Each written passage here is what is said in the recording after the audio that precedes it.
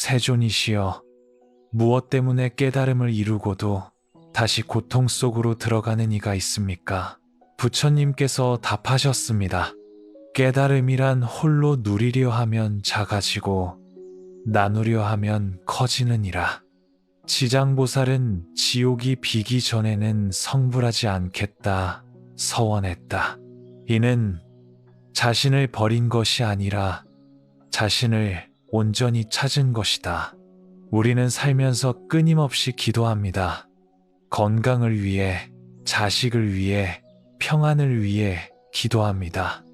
그런데 기도를 하고 나면 마음 한쪽이 허전합니다.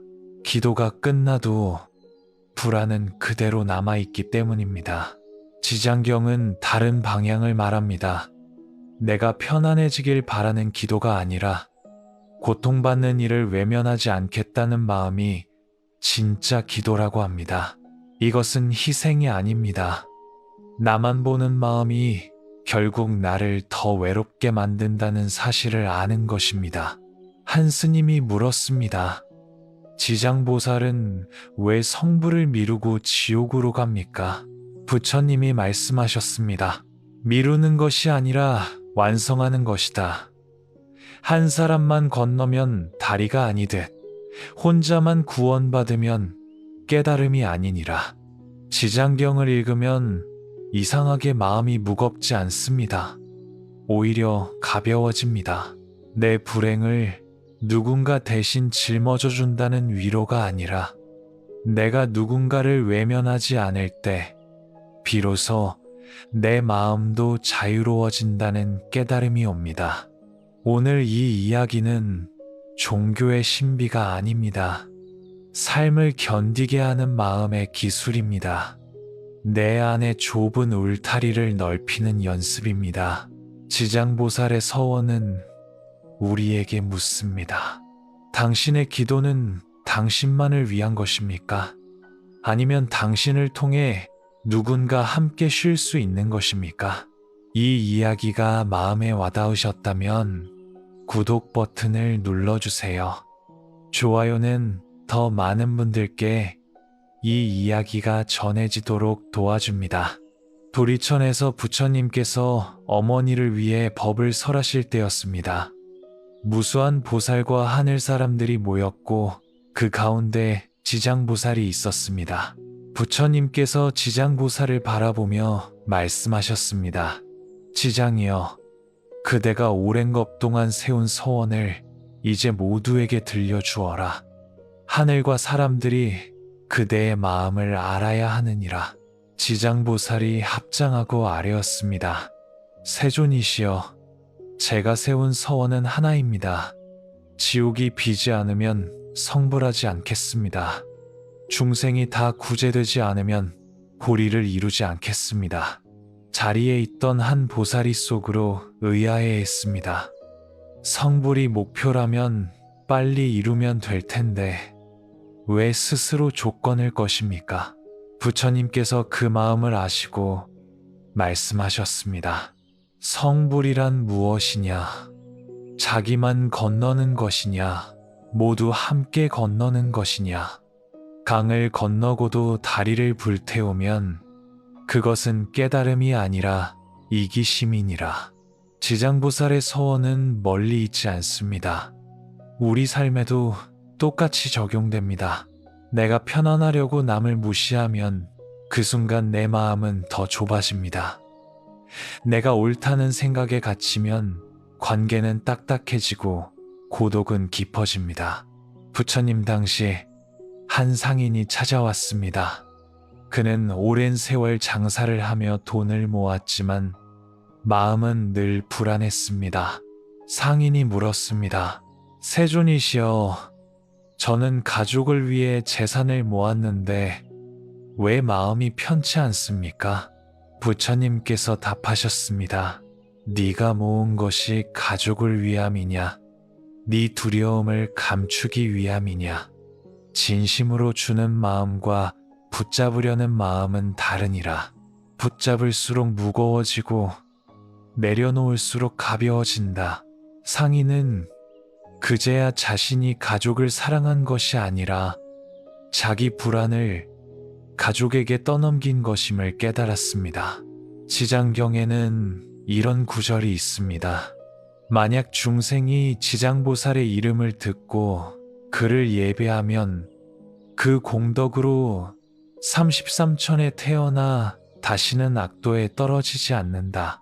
여기서 중요한 것은 이름을 부르는 행위가 아닙니다. 지장보살의 마음을 내 마음에 새기는 것입니다. 지장보살의 마음이란 무엇입니까? 첫째, 고통받는 이를 외면하지 않는 마음입니다.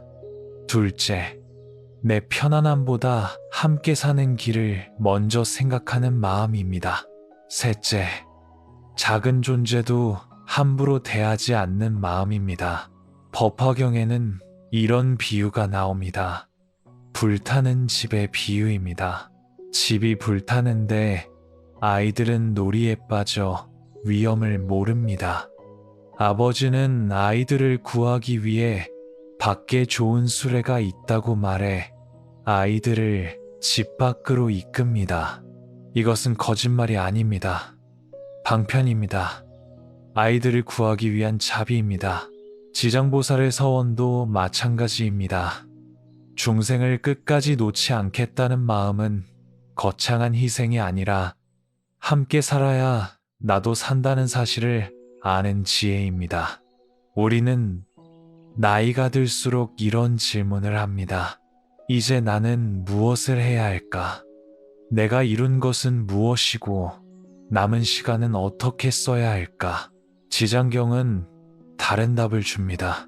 무엇을 이루었는가 보다 중요한 것은 어떤 마음으로 살았는가입니다.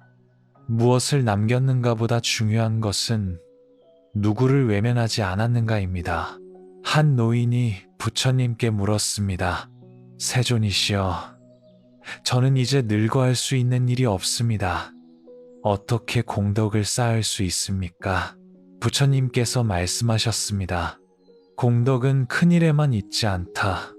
길을 가다 돌부리를 치워 남이 넘어지지 않게 하고 화난 마음을 가라앉히고 좋은 말 한마디를 건네는 것이 모두 공덕이니라. 나이는 몸의 상태일 뿐 마음의 방향은 언제든 바꿀 수 있느니라. 지장보살이 지옥에 가겠다고 한 이유가 여기 있습니다. 지옥은 장소가 아니라 상태입니다. 가장 고통스러운 마음, 가장 외로운 순간, 가장 어두운 상황을 외면하지 않겠다는 뜻입니다. 우리도 매일 작은 지옥을 만납니다. 관계에서 오는 상처, 몸이 약해지는 두려움, 미래에 대한 불안이 바로 그것입니다. 지장경은 이렇게 말합니다. 중생의 업이 무거우면 지장보살이 그 앞에 나타나 온갖 형상으로 제도한다. 어떤 때는 승려로, 어떤 때는 평범한 사람으로 나타난다. 이것은 신비한 이야기가 아닙니다. 고통받는 이를 돕는 마음은 언제 어디서나 어떤 모습으로도 나타날 수 있다는 뜻입니다. 당신이 힘든 사람에게 건넨 따뜻한 말 한마디, 화가 났을 때 참고 부드럽게 대한 선택, 그것이 바로 지장보살의 마음입니다. 화엄경에는 이런 구절이 있습니다. 한 티끌 속에 온 우주가 들어있고 한 생각 속에 온 세상이 담겨 있다. 작다고 무시하지 마십시오. 작은 마음 하나가 모여 세상을 바꿉니다. 지장보살의 서원이 끝이 없는 이유는 중생이 끝이 없기 때문이 아닙니다. 자비의 마음은 조건을 따지지 않기 때문입니다. 부처님께서 말씀하셨습니다. 지장이여, 그대의 서원을 듣는 이는 두려워하지 않는다. 왜냐하면 그들은 혼자가 아님을 알기 때문이다. 우리는 혼자라고 느낄 때 가장 불안합니다. 하지만 지장경은 말합니다. 당신이 바른 마음을 내면 그 순간 당신은 혼자가 아닙니다. 오늘 하루 누군가를 미워하는 마음을 내려놓았다면 그것이 지장보살의 서원입니다. 오늘 하루 내 이익보다 옳은 선택을 했다면 그것이 지옥을 비우는 일입니다. 서원은 거창한 것이 아닙니다. 오늘 하루 바르게 살겠다는 작은 결심입니다. 그 작은 결심이 모여 삶이 바뀌고 삶이 바뀌면 세상이 바뀝니다. 한 여인이 부처님께 물었습니다. 세존이시여, 사람이 죽으면 어디로 갑니까? 제 남편이 세상을 떠났는데 그가 편안한지 알 수 없어 괴롭습니다. 부처님께서 답하셨습니다. 여인이여, 죽음은 끝이 아니라 전환이니라. 물이 얼음이 되고 얼음이 다시 물이 되듯 형상은 바뀌어도 흐름은 이어진다. 그대가 남편을 위해 선한 마음을 내면 그 마음이 그에게 닿느니라.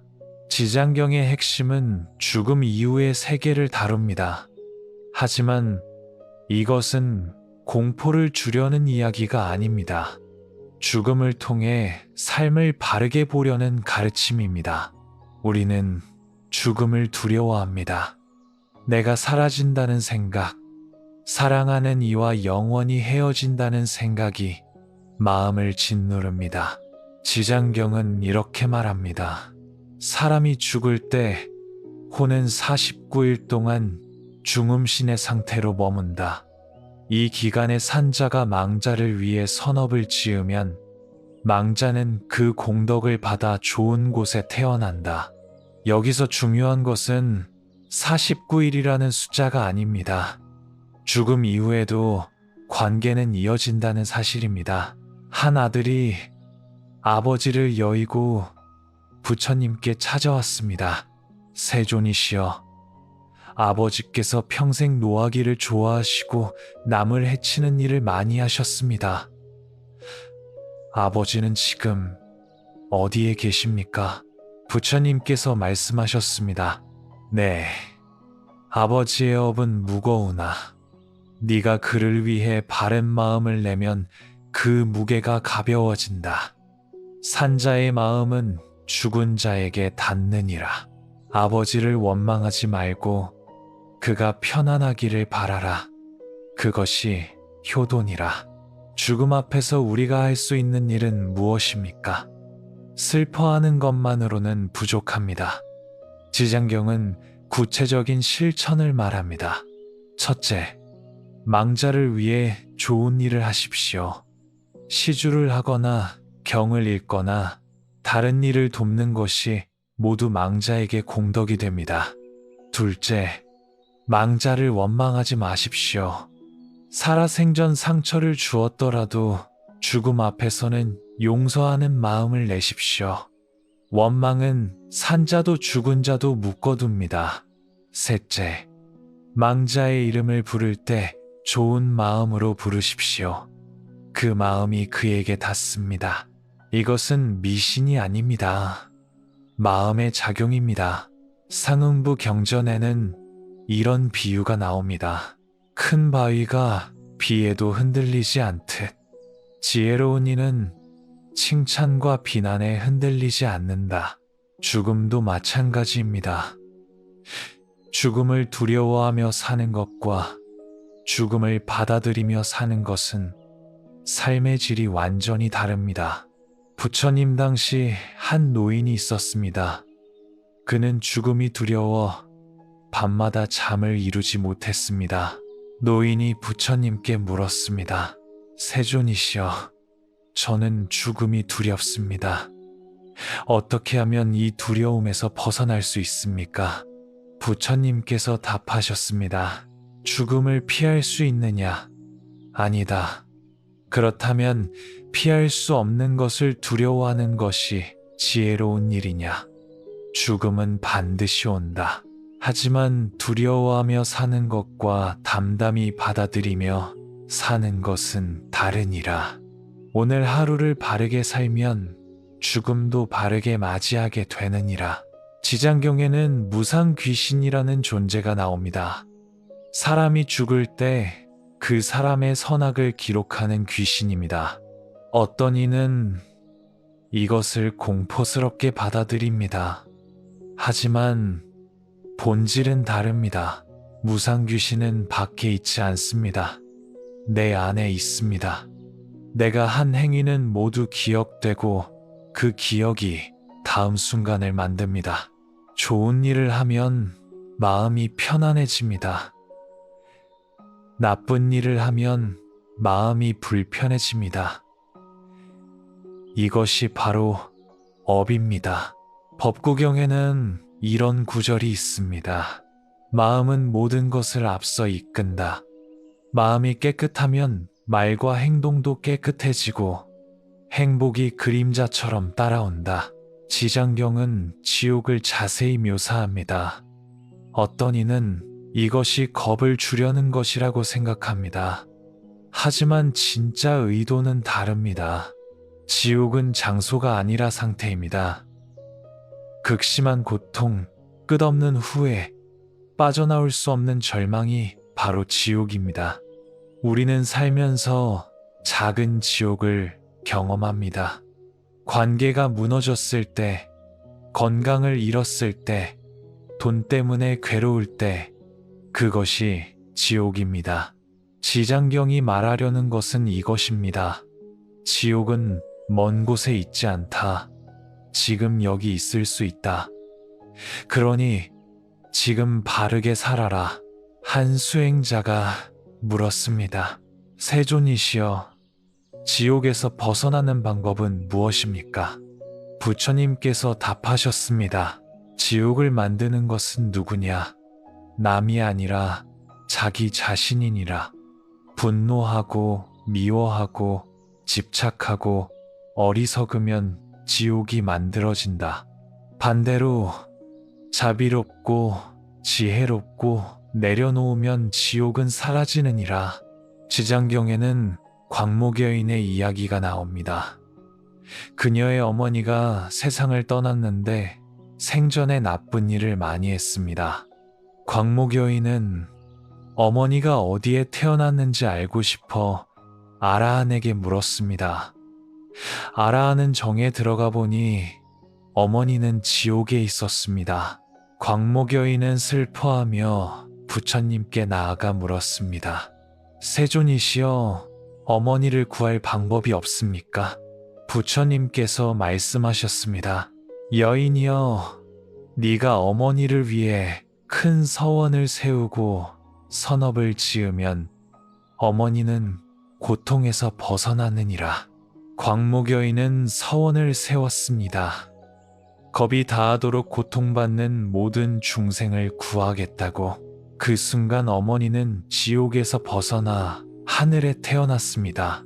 이 이야기가 주는 교훈은 명확합니다. 죽은 이를 위해 할 수 있는 가장 큰 일은 내가 바르게 사는 것입니다. 내가 좋은 마음을 내고 좋은 일을 하면 그 공덕이 죽은 이에게 닿습니다. 이것은 신비한 일이 아닙니다. 마음의 연결입니다. 당신이 돌아가신 부모님을 생각하며 좋은 일을 할 때 그 마음은 진실합니다. 진실한 마음은 시간과 공간을 넘어 전해집니다. 안구따라 니까야에는 이런 가르침이 있습니다. 소금 한 줌을 작은 그릇에 넣으면 물이 짜지만 같은 소금을 강에 넣으면 물은 여전히 맑다. 마음의 그릇이 크면 고통도 작아진다. 죽음 앞에서도 마찬가지입니다. 죽음을 작게 보면 두렵지만 죽음을 삶의 한 부분으로 보면 담담해집니다. 지장경은 이렇게 말합니다. 사람이 죽을 때 재산도 지위도 가족도 따라가지 못한다. 오직 업만 따라간다. 업이란 무엇입니까? 내가 한 행위의 흔적입니다. 좋은 생각, 좋은 말, 좋은 행동이 좋은 업을 만들고 나쁜 생각, 나쁜 말, 나쁜 행동이 나쁜 업을 만듭니다. 우리는 죽을 때 아무것도 가져가지 못합니다. 하지만 업은 가져갑니다. 그러니 오늘 하루 어떤 업을 짓고 있는지 살펴야 합니다. 한 부자가 죽음을 앞두고 부처님께 물었습니다. 세존이시여, 제가 평생 모은 재산을 어떻게 해야 합니까? 부처님께서 답하셨습니다. 재산은 내 것이 아니다. 잠시 맡아둔 것이다. 죽을 때 가져갈 수 없으니 살아있을 때 바르게 써라. 그것이 진짜 내 것이 되느니라. 죽음은 끝이 아닙니다. 전환입니다. 몸은 사라져도 마음의 흐름은 이어집니다. 그러니 지금 이 순간 어떤 마음으로 사느냐가 중요합니다. 오늘 하루 누군가에게 따뜻한 말을 건넸다면 그것이 좋은 업입니다. 오늘 하루 화를 참고 부드럽게 대했다면 그것이 좋은 업입니다. 지장경은 죽음을 두려워하라고 하지 않습니다. 죽음을 알고 지금을 바르게 살라고 합니다. 한 젊은이가 부처님께 물었습니다. 세존이시여, 저는 아무 잘못도 하지 않았는데 왜 불행합니까? 옆집 사람은 나쁜 짓을 해도 잘 삽니다. 이것이 공평합니까? 부처님께서 답하셨습니다.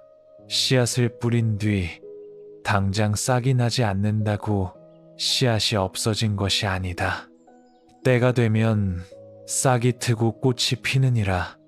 업도 마찬가지다. 지금 보이지 않아도 반드시 결과를 맺느니라. 지장경은 업보를 자세히 설명합니다. 하지만 이것은 벌을 주려는 이야기가 아닙니다. 원인과 결과를 이해하라는 가르침입니다. 업이란 무엇입니까? 행위입니다. 생각도 업이고 말도 업이고 행동도 업입니다. 좋은 생각을 하면 좋은 결과가 오고 나쁜 생각을 하면 나쁜 결과가 옵니다. 이것은 벌이 아니라 자연의 이치입니다. 앙구따라 니까야에는 이런 비유가 있습니다. 씨앗과 밭의 비유입니다.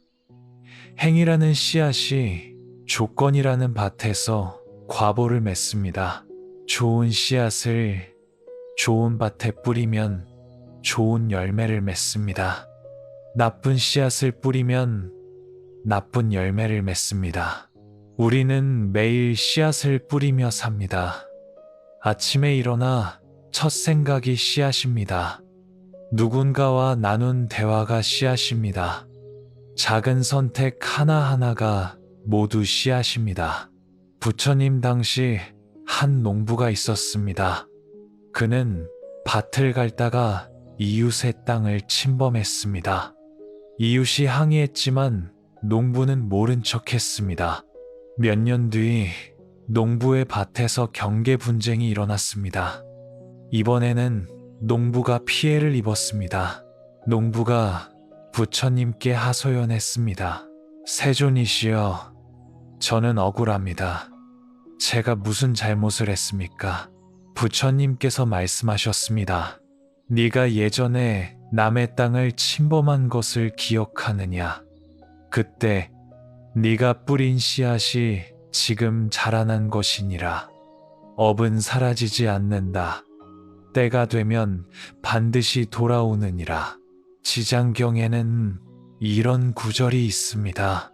사람이 한 가지 악업을 지으면 백천겁을 지옥에서 고통받는다. 이것을 문자 그대로 받아들이면 무섭습니다. 하지만 본질을 보면 다릅니다. 한 가지 악업이란 작은 잘못이 아닙니다. 뿌리 깊은 악한 마음입니다. 습관처럼 굳어진 분노, 미움, 탐욕입니다. 이런 마음이 백천겁 동안 고통을 만든다는 것은 그 영향이 오래 간다는 뜻입니다. 예를 들어보겠습니다. 당신이 오늘 누군가에게 상처 주는 말을 했습니다. 그 말은 한순간이지만 상대방은 평생 그 말을 기억할 수 있습니다. 당신도 그 말을 후회하며 오래 괴로워할 수 있습니다. 이것이 업입니다. 한순간의 행위가 긴 그림자를 들이웁니다. 반대로 좋은 행위도 마찬가지입니다. 오늘 당신이 누군가에게 따뜻한 말을 건넸습니다. 그 사람은 힘을 얻고 당신도 마음이 편안해집니다. 그 편안함은 다른 관계에도 영향을 미칩니다. 법구경에는 이런 구절이 있습니다. 악은 즉시 읽지 않아도 발걸음을 따라오며 마치 재 속의 불씨처럼 언젠가 타오른다. 부처님 당시 한 상인이 있었습니다. 그는 장사를 하며 거짓말로 이익을 챙겼습니다. 처음에는 잘 되는 것처럼 보였습니다. 하지만 시간이 지나자 사람들이 그를 믿지 않게 되었습니다. 결국 그는 파산했습니다. 상인이 부처님께 물었습니다. 세존이시여, 제가 무슨 잘못을 했습니까? 저는 열심히 일했습니다. 부처님께서 답하셨습니다. 열심히 일한 것과 바르게 일한 것은 다르니라. 네가 거짓으로 얻은 이익은 모래 위에 지은 집과 같다. 언젠가 무너지느니라. 지장경은 업의 종류를 구체적으로 설명합니다. 살생, 도둑질, 사음, 거짓말, 이간질, 욕설, 탐욕, 성냄, 어리석음이 10악업입니다. 이것을 하나씩 보면 모두 현실적입니다. 살생은 생명을 해치는 것입니다. 꼭 사람을 죽이는 것만이 아닙니다. 작은 생명을 함부로 대하는 것도 살생입니다. 도둑질은 남의 것을 훔치는 것입니다. 꼭 물건만이 아닙니다. 남의 시간을 함부로 빼앗는 것, 남의 공을 가로채는 것도 도둑질입니다. 사음은 음란한 행위입니다. 관계에서 신뢰를 저버리는 것입니다. 거짓말은 진실을 왜곡하는 것입니다. 이간질은 관계를 이간시키는 것입니다. 욕설은 상처 주는 말입니다. 탐욕은 끝없이 갖고 싶어 하는 마음입니다. 성냄은 분노하고 미워하는 마음입니다. 어리석음은 인과를 모르고 함부로 행하는 것입니다. 이 가운데 가장 뿌리가 되는 것은 탐욕, 성냄, 어리석음입니다. 이것을 삼독이라고 합니다. 중론에서는 이렇게 말합니다. 집착이 있으면 괴로움이 생기고 집착을 내려놓으면 자유로워진다. 업의 핵심은 집착입니다. 좋은 것에 집착하고 나쁜 것을 피하려 집착하고 내가 옳다는 것에 집착합니다. 이 집착이 업을 만들고 업이 고통을 만듭니다. 한 노인이 부처님께 물었습니다. 세존이시여, 저는 평생 착하게 살았는데 왜 자식이 불효합니까? 부처님께서 답하셨습니다. 네가 착하게 산 것은 사실이나 착하게 살았다는 생각에 집착하고 있구나. 자식이 효도해야 한다는 기대에 집착하고 있구나. 이 집착이 괴로움을 만드느니라. 내려놓아라. 그러면 편안해지느니라. 업은 복잡하지 않습니다. 원인과 결과입니다. 좋은 원인을 만들면 좋은 결과가 오고 나쁜 원인을 만들면 나쁜 결과가 옵니다. 다만 시간차가 있습니다. 당장 보이지 않아도 반드시 결과는 옵니다. 지장경에는 이런 이야기가 있습니다. 한 여인이 전생에 아라한을 비방했습니다. 그 업보로 500생 동안 추한 모습으로 태어났습니다. 하지만 그 뒤 참회하고 선업을 지어 마침내 아름다운 모습으로 태어나 부처님을 만났습니다. 이 이야기가 주는 교훈은 두 가지입니다. 첫째, 업은 무겁습니다. 한 번의 잘못이 긴 영향을 미칩니다. 둘째, 업은 바꿀 수 있습니다. 참회하고 선업을 지으면 나쁜 업도 가벼워집니다. 우리는 과거를 바꿀 수 없습니다. 하지만 지금을 바꿀 수 있습니다. 지금을 바꾸면 미래도 바뀝니다. 화엄경에는 이런 구절이 있습니다. 먼지 낀 보석의 비유입니다.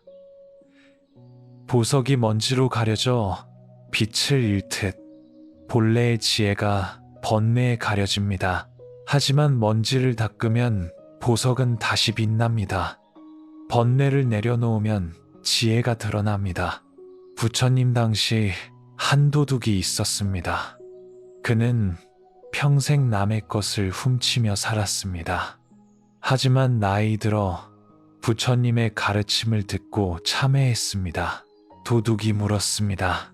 세존이시여, 제가 지은 업이 너무 무거워 구원받을 수 없지 않습니까? 부처님께서 답하셨습니다. 과거는 이미 지나갔다. 지금 네가 바른 마음을 내면 그것이 새로운 시작이니라. 어둠이 아무리 짙어도 등불 하나면 밝아진다. 네 참회가 바로 그 등불이니라. 업을 이해하면 삶이 바뀝니다. 내가 오늘 한 선택이 내일을 만듭니다. 내가 오늘 한 마리 관계를 만듭니다. 내가 오늘 품은 마음이 나를 만듭니다. 지장경은 이렇게 말합니다. 사람이 선업을 지으면 복과 수명이 늘어나고 악업을 지으면 재앙이 온다. 이것은 벌이 아닙니다. 자연의 이치입니다. 당신이 건강을 해치는 습관을 가지면 몸이 아픕니다. 당신이 관계를 소홀히 하면 외로워집니다. 당신이 마음을 거칠게 쓰면 불안해집니다. 반대로 당신이 몸을 잘 돌보면 건강해집니다. 당신이 관계를 소중히 하면 따뜻해집니다. 당신이 마음을 부드럽게 쓰면 평안해집니다. 오늘 하루 어떤 업을 짓고 있습니까? 좋은 씨앗을 뿌리고 있습니까? 나쁜 씨앗을 뿌리고 있습니까? 지금 이 순간 당신이 품고 있는 마음이 내일의 당신을 만듭니다. 한 여인이 부처님께 울며 아뢰었습니다.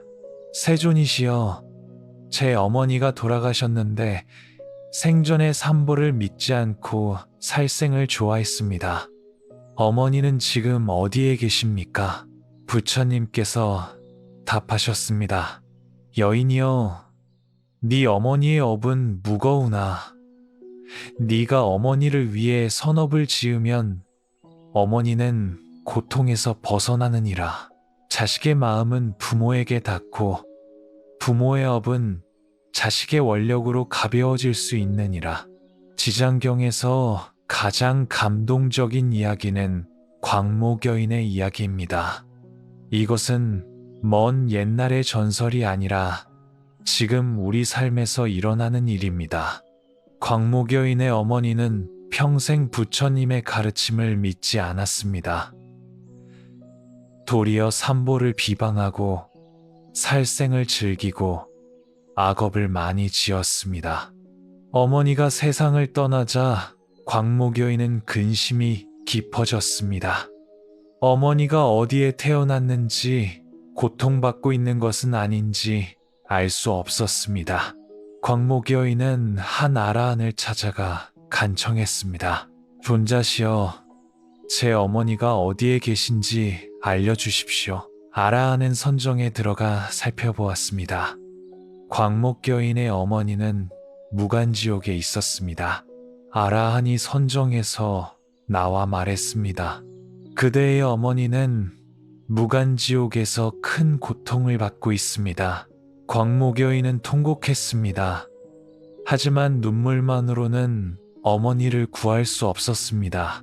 광목여인은 부처님께 나아가 물었습니다.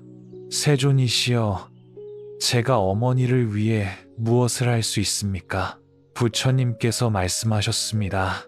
여인이여, 네가 어머니를 위해 큰 서원을 세우고 선업을 지으면 어머니는 고통에서 벗어나느니라.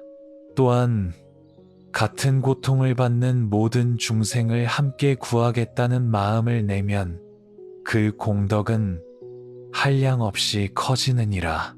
광무여인은 그 자리에서 서원했습니다.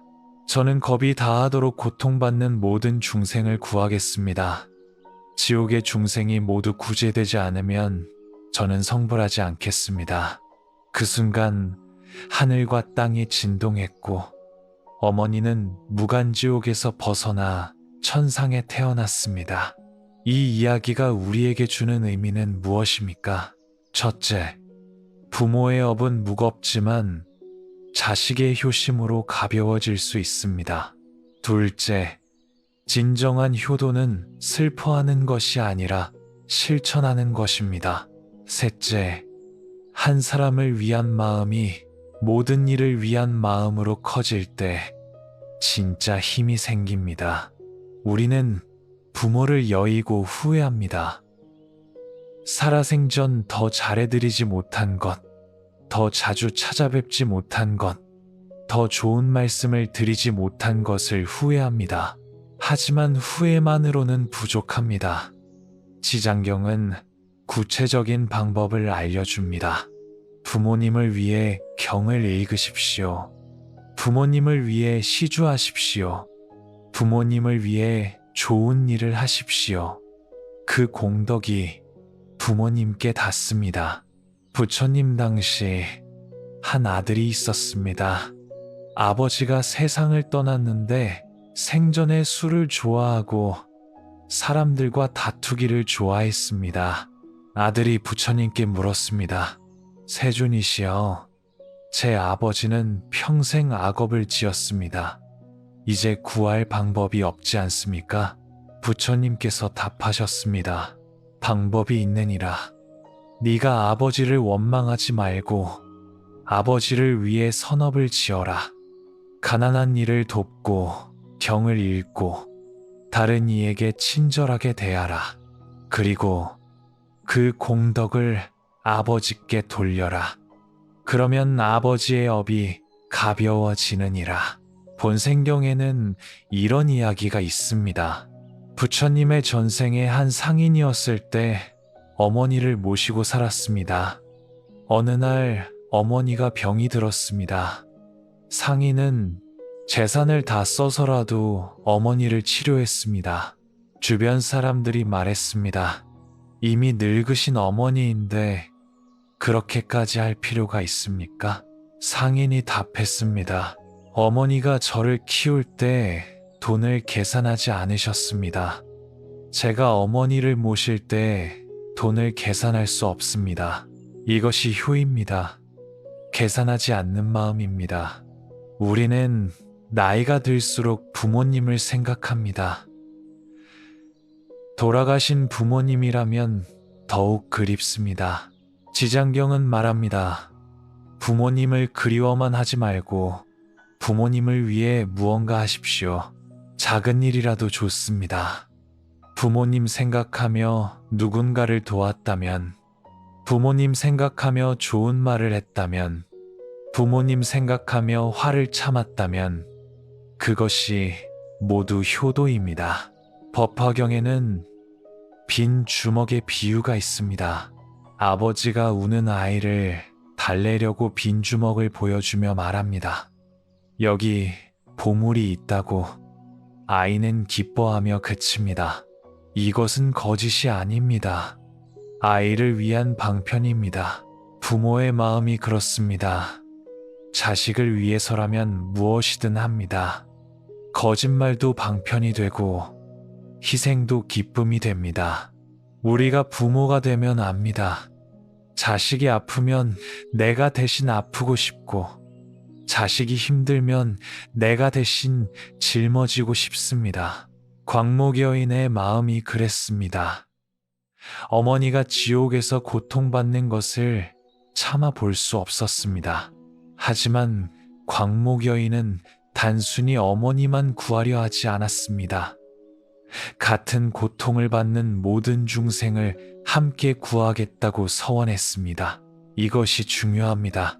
내 부모만, 내 자식만, 나만 잘 되길 바라는 마음은 좁습니다. 그 마음은 결국 불안을 만듭니다. 하지만 내 부모를 생각하는 마음이 다른 이의 부모를 생각하는 마음으로 넓어질 때 그 마음은 자유로워집니다. 수타니파타에는 이런 구절이 있습니다. 어머니가 목숨 걸고 외아들을 지키듯 모든 생명에 대해 한량없는 자비심을 내라.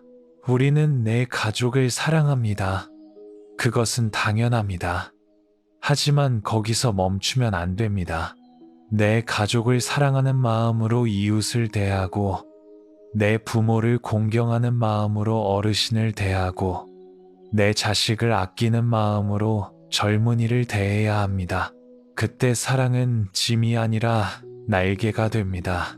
부처님 당시 한 어머니가 있었습니다. 그녀는 아들을 잃고 미쳐서 거리를 헤맸습니다. 사람들이 부처님께 데려갔습니다. 부처님께서 어머니에게 말씀하셨습니다. 여인이여, 네 아들을 살리고 싶은가? 그렇다면 한 번도 죽음을 겪지 않은 집에서 겨자씨를 얻어오라.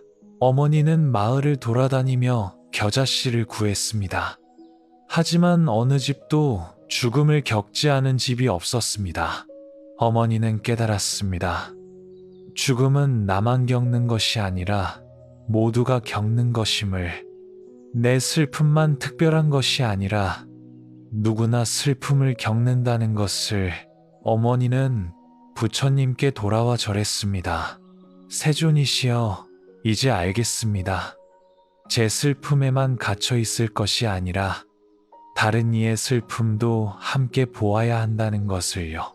이것이 광목교인이 보여준 길입니다.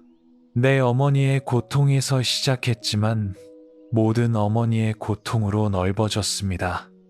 내 슬픔에서 시작했지만 모든 이의 슬픔으로 확장되었습니다. 지장경은 이렇게 말합니다. 부모에게 효도하는 것이 첫 번째 공덕이다. 부모의 은혜는 하늘과 땅보다 크고 넓다. 효도는 거창한 것이 아닙니다. 살아계실 때 부드러운 말을 하는 것, 불편한 것은 없는지 살피는 것, 외로워하시지 않도록 자주 찾아뵙는 것이 효도입니다. 돌아가신 뒤에는 원망하지 않는 것, 좋은 마음으로 기억하는 것, 부모님을 위해 선업을 짓는 것이 효도입니다. 상응부 경전에는 이런 비유가 있습니다. 등불과 등불의 비유입니다. 등불이 다른 등불을 밝혀도 빛이 줄지 않습니다. 사랑도 마찬가지입니다. 내 부모를 사랑한다고 해서 다른 이를 사랑할 여력이 줄어드는 것이 아닙니다. 도리어 커집니다. 내 부모를 공경하는 마음으로 다른 어르신을 대할 때 내 마음은 더 넓어지고 더 따뜻해집니다. 광목여인은 어머니를 구하기 위해 시작했지만 결국 모든 중생을 구하는 지장보살이 되었습니다. 우리도 작게 시작할 수 있습니다. 내 부모를 위해, 내 가족을 위해 좋은 마음을 내는 것으로 시작할 수 있습니다. 그 마음이 조금씩 넓어지면 이웃으로, 세상으로 퍼져나갑니다.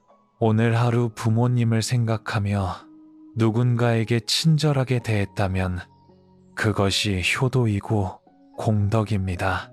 한 수행자가 부처님께 물었습니다.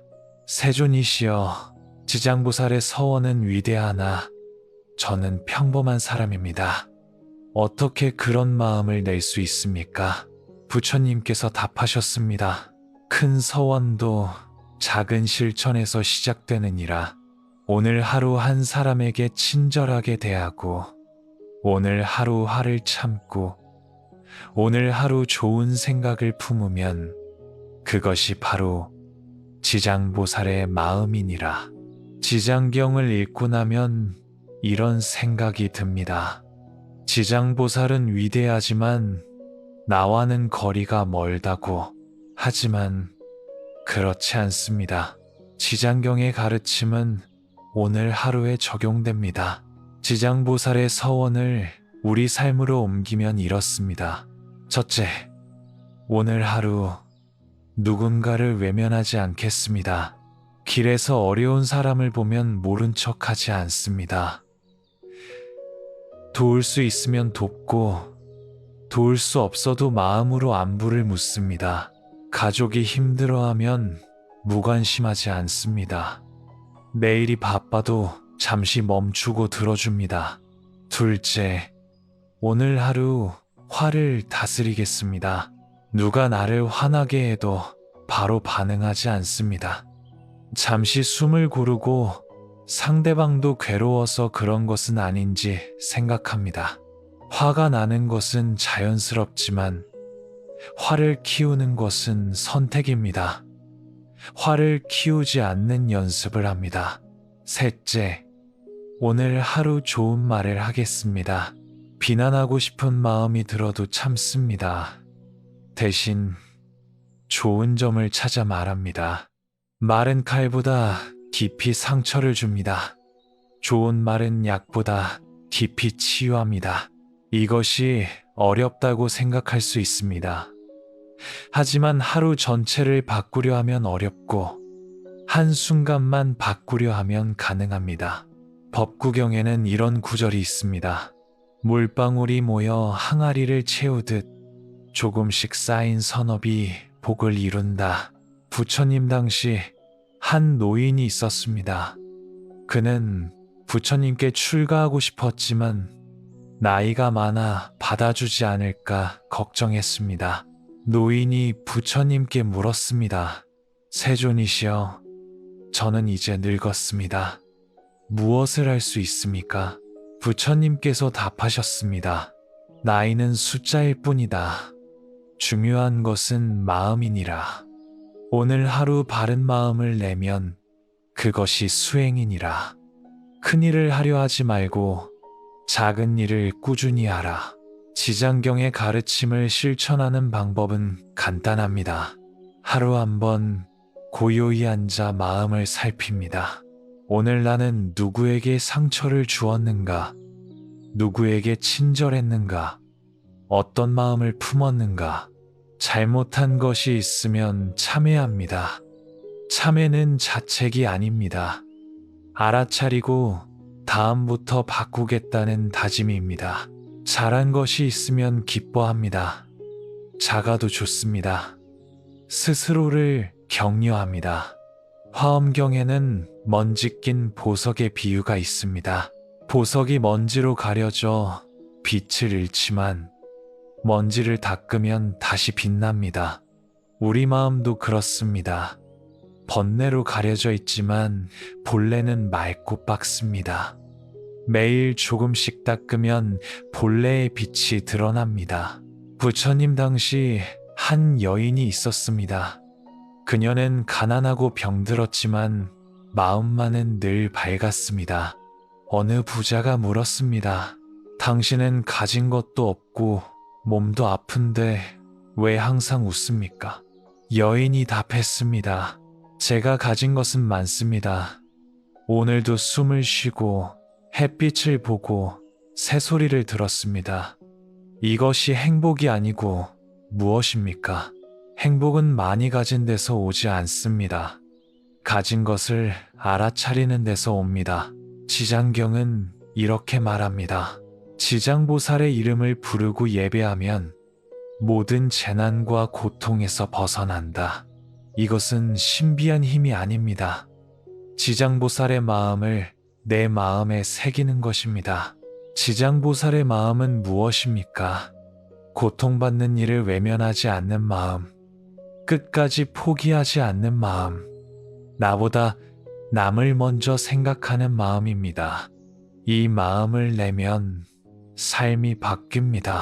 내가 바뀌면 관계가 바뀌고, 관계가 바뀌면 세상이 바뀝니다.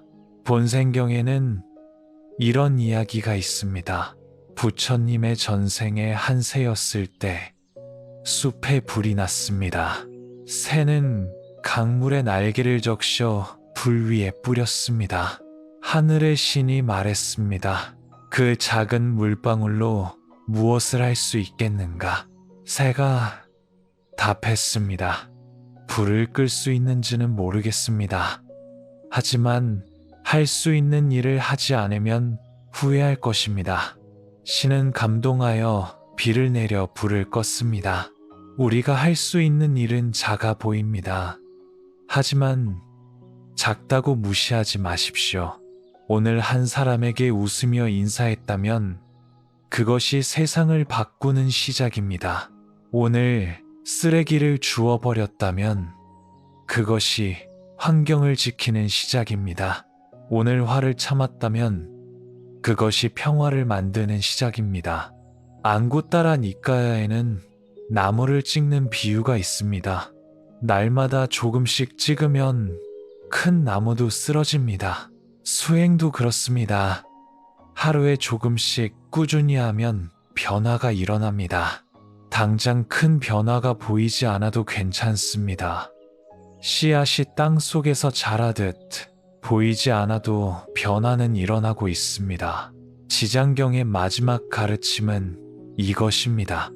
지장보살의 서원을 듣고 실천하는 이는 복과 지혜가 늘어나고 모든 두려움에서 벗어난다. 두려움은 어디서 옵니까? 혼자라는 생각에서 옵니다. 내가 모든 것을 해결해야 한다는 부담에서 옵니다. 하지만 지장보살의 마음을 내면 혼자가 아닙니다. 같은 마음을 가진 이들이 함께 있습니다. 보이지 않아도 연결되어 있습니다. 당신이 오늘 좋은 마음을 냈다면 어딘가에서 누군가도 좋은 마음을 냈습니다. 그 마음들이 모여 세상을 조금씩 밝게 만듭니다. 부처님께서 마지막으로 말씀하셨습니다. 지장이여, 그대의 서원을 들은 중생은 두려워하지 않는다. 왜냐하면 그들은 혼자가 아님을 알기 때문이다. 우리는 혼자가 아닙니다. 오늘 하루 바른 마음을 내면 그 마음이 나를 지키고 남을 돕고 세상을 밝게 합니다. 오늘 하루 화를 참으면 그 인내가 관계를 회복하고 평화를 만듭니다. 오늘 하루 감사하는 마음을 가지면 그 마음이 행복을 부릅니다. 지장경의 가르침은 거창하지 않습니다. 오늘 하루를 바르게 사는 것입니다. 오늘 하루가 모여 일주일이 되고, 일주일이 모여 한 달이 되고, 한 달이 모여 1년이 되고, 1년이 모여 삶이 됩니다. 오늘 하루 당신은 어떤 마음으로 살았습니까?